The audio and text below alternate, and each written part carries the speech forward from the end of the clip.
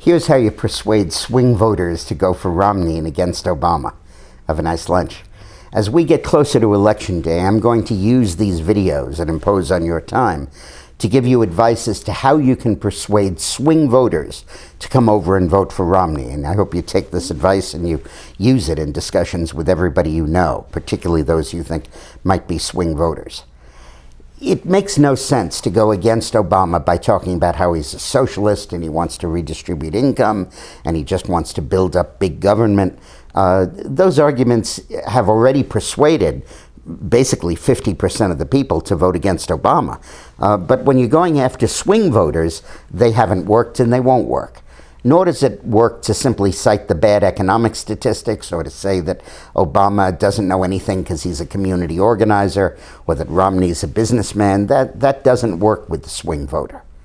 What I find works is that they believe the economic statistics the Obama administration is pushing that show a recovery is underway are phony. They believe the unemployment rate is not dropping.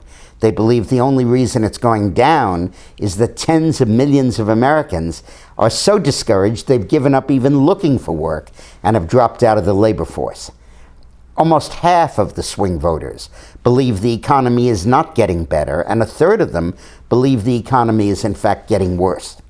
So when Obama stands up there and says we're clearly on the road to recovery, clearly things are moving in the right direction, unemployment is dropping, the voters here, in their mind, the swing voters, lie.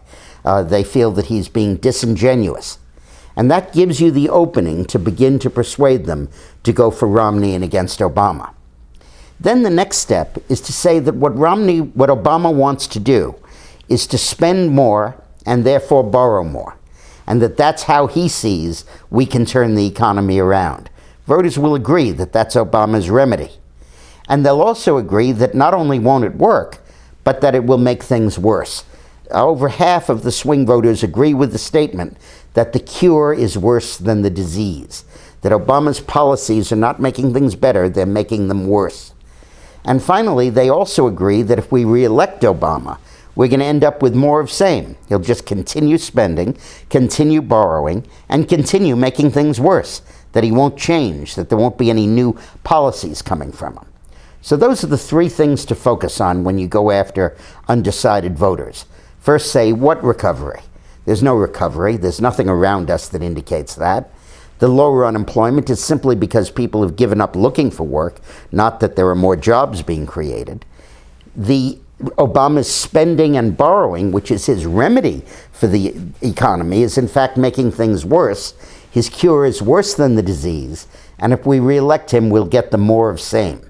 Those are the key points to stress when you're talking to an undecided voter.